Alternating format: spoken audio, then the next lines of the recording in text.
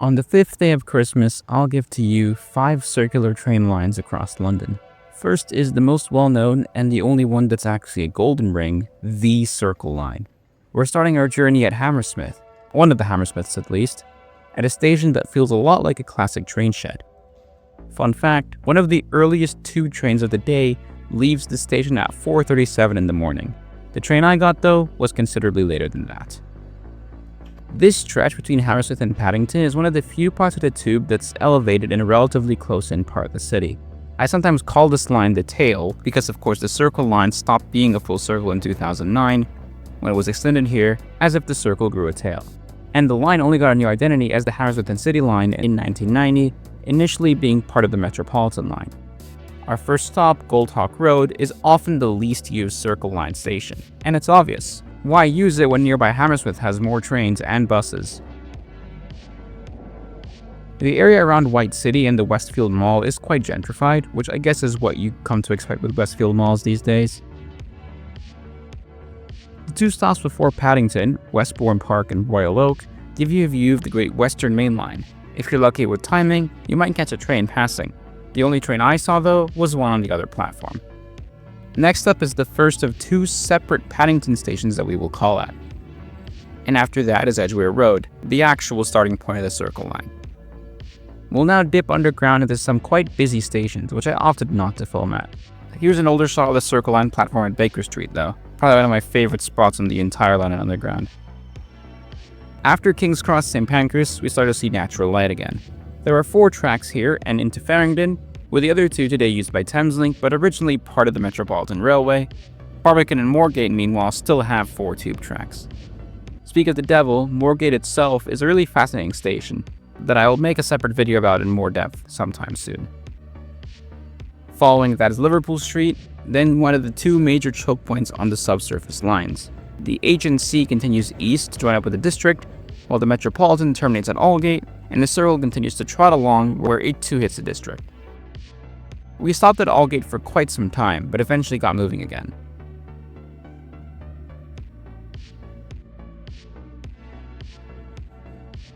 Between Aldgate and Embankment are some of the closest together stations anywhere on the tube. First is Tower Hill, which has a 3rd track where some District Line trains terminate.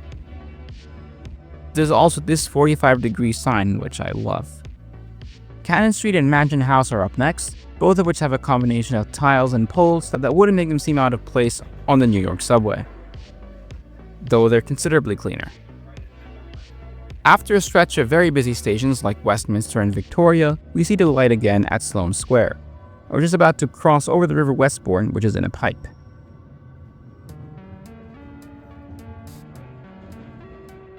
This is South Kensington, which is prone to overcrowding in the ticket hall from all the museum traffic. This is my regular commute station, so I have to deal with that quite often. And as the District Line heads off to Earl's Court, we curve northward to meet up with the District Line again. Yeah, this bit of the Circle Line is the slowest and most frustrating part in my personal experience, and try to avoid it if I can. That said, some of its stations are quite tall. There's a second Paddington station at Parade Street, which means we're coming up to Edgware Road again, quite literally going full circle. So that is the completed Circle Line. 1 down, 4 to go. Next up, we'll look at a Circle Line that is on the tube map, but isn't operated by TfL. But I do start off at a station that is on the Circle Line, which we just rode, but I did not initially film, Blackfriars.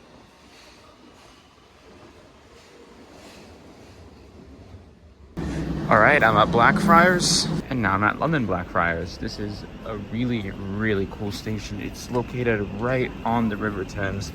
You can see the skyline out there, and you have trains just running up on the bridge, and that right there is another rail crossing. I believe that is Southeastern. As fun as Blackfriars is to watch trains at, the trains themselves are one that I frequently said I don't like riding. Thameslink's Class 700 Desiro City. Loughborough Junction, Herne Hill, Tulse Hill, Streatham, Tooting, Cadence Road, Wimbledon, Wimbledon Chase, South Merton, Rawdon South, St Helier, Sutton Common, West Sutton, and Sutton. Alright, I'm on my way way to Sutton. We're going to be riding around the Sutton Loop today. It's an absolutely lovely morning to be riding some trains. And here we go. The approach out of Blackfriars just about makes up for the underwhelming interiors. After all, I'd better get comfortable. I'll be on this for quite some time. Elephant and Castle is where services towards Dartford and Sevenoaks diverge. Services that go around the Sutton Loop start and end at St. Albans City, running every 30 minutes. It's definitely a strange part of the Thameslink network, but at one point it was being considered to have the looping services only go as far as Blackfriars. That wouldn't have been great. You can see here the third rail, which is what is most commonly used in South London, compared to the overhead power in the north.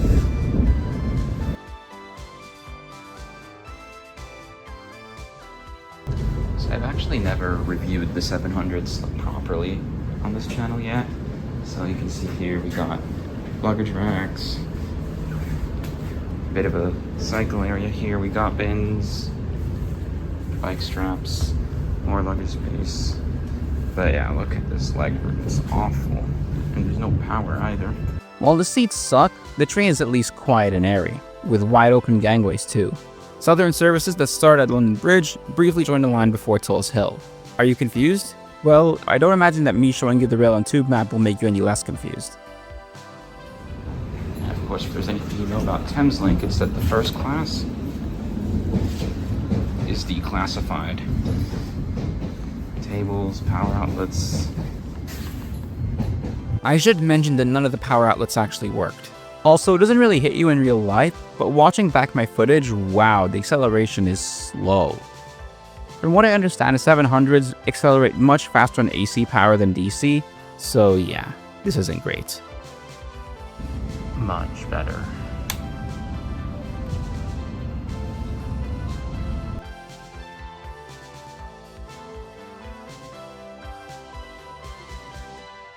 After Streatham, we enter the Sutton Loop in earnest, heading towards the first stop on the loop, Tooting. Don't laugh.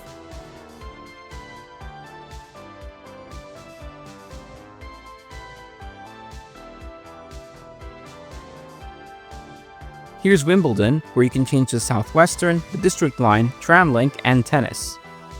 Quite a significant station then.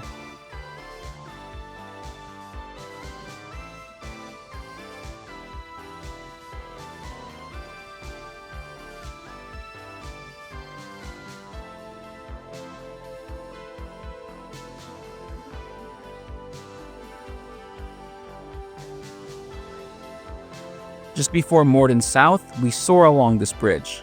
I don't know, I found that cool. But a couple stops after that, we find ourselves sunken in a trench for a while.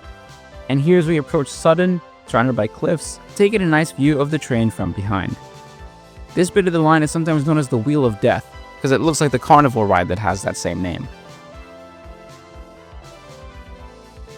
There's a Southern Electrostar heading through Sutton, and here we are. Deep in Zone 5, the service officially terminates here, but the train will continue around the rest of the loop and back towards the Thameslink core and on to St. Albans City. Next up is Carshalton, and now all the stops here are shared with Southern. I recognize the names here from that one video of the so-called funniest train driver announcement, but we're going the other way.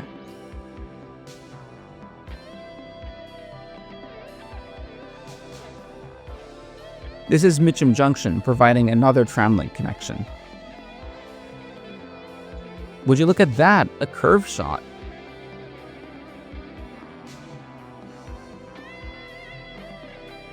Mitcham Eastfields is next, which is at grade, and lots of bus action to take in as well.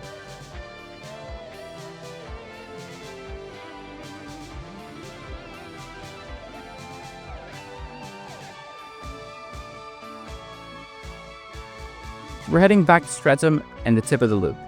As we come to an end, my favorite part of the loop is the fact that so many consecutive stations have common words. There's the 2 Wimbledons, the 2 Mitchams, the 3 Suttons, and even Tulse Hill and Herne Hill after the loop ends. Heck, even South Merton and Morden South only differ by 1 letter. South London has plenty of loop lines, way too many for one video, but with the Sutton Loop done, I'll show you another 2, both of which are served by trains from SWR. You pick back up at Richmond on the Waterloo to Reading line. We're about to get on a Class 458 Juniper that'll go around the Hounslow Loop. The Juniper is a bit rare nowadays in the Desiro and even the Arteria, but I do really like its seats. Maybe not the stains on this one in front of me though. With lots of table seats, the Juniper interior seems suited for intercity trips. Yet the last time I had a long SWR trip from Bournemouth, it was a Desiro. I don't know, just a thought.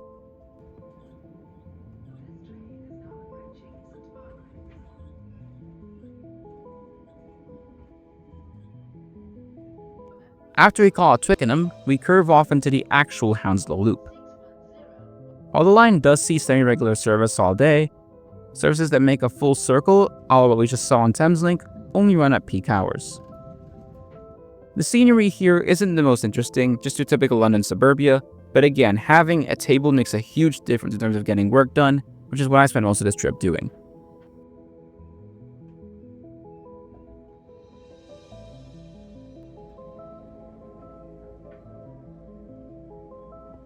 This is Kew Bridge, the nearest station to the Brentford Community Stadium, which we went to as part of my ongoing series to visit every Premier League club by train.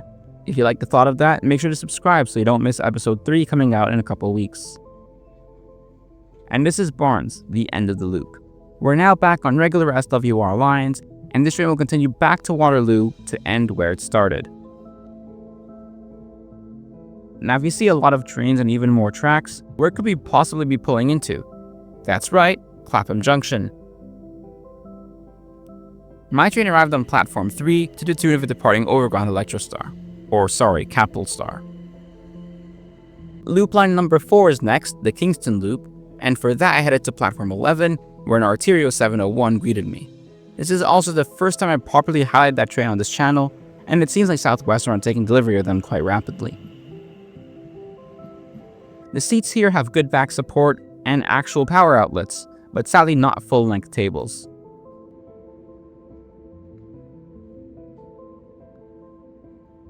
That over there is the Wimbledon depot. What we were on before was the Waterloo to Reading line, but this is the 4-track Southwest Main Line. Many intercity services that SWR operate use this line, which includes this 444 overtaking us on its way to Portsmouth. Anyway, minor kvetching about tables aside, we're now exiting the main line after New Malden. We go under it and re-emerge at a grade crossing on approach to Norbiton. This is Kingston itself as we enter Zone 6 for the first time. Here's another look at the 701 seats and luggage rack above. The looping Waterloo to Waterloo services around the Kingston Loop run all day, unlike the Hounslow Loop.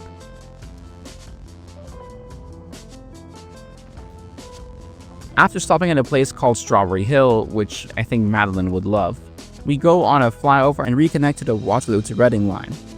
I was beginning to have a bit of deja vu. Of course, I was here earlier today for the Hounslow Loop.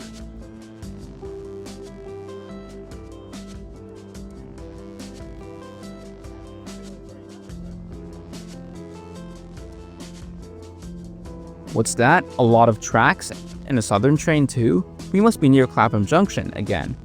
I stayed on though, all the way to Waterloo, but that of course means I've now completed 4 loops.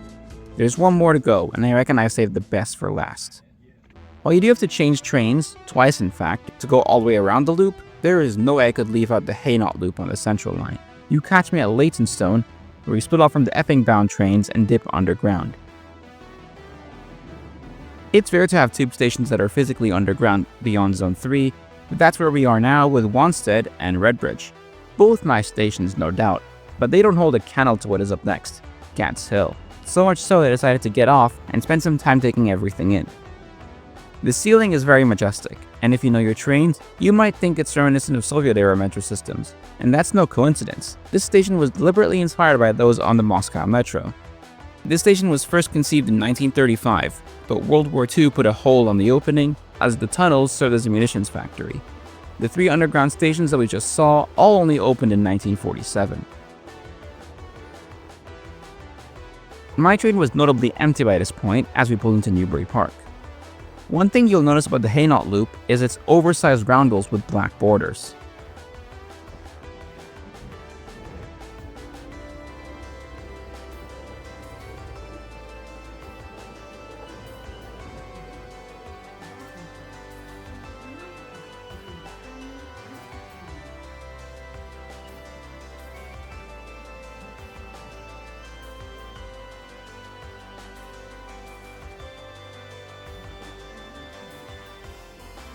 And here's Hainault station itself, where my train terminated.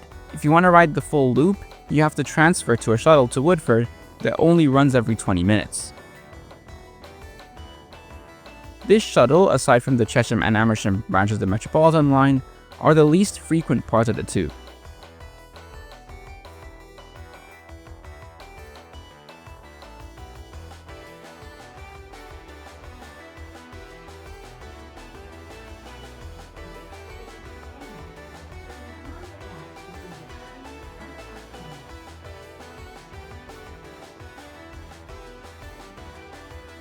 Now, within central London, I don't like the central line as much as the next person, but you do have to admit, riding the line out here is so much fun with the large windows.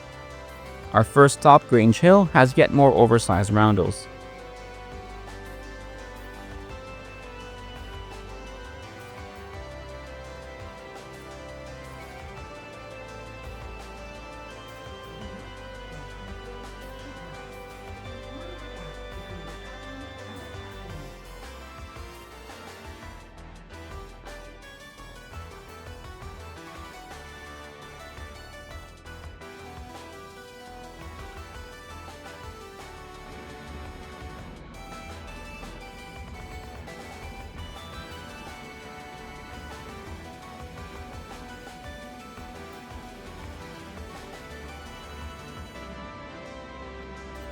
And here is probably the most well-known fact about the Hainault Loop. Roding Valley is the least used tube station. It is just 1 kilometer away from Woodford, which has far more service. And speaking of which, that's where this shuttle terminates.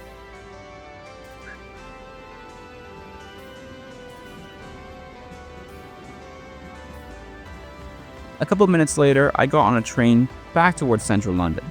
After all, I still haven't closed the loop. This is South Woodford, but has quite a bit of parking. We're actually really close to the Victoria line at Walthamstow, which does make me wonder, could they maybe have extended the line to here at Snaresbrook?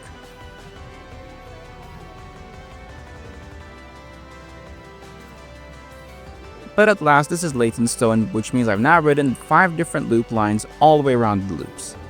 These videos weren't all taken in one day. I mean, there's not much daylight in the UK at this time of year, but I did want to put them together, and I really hope you enjoyed it.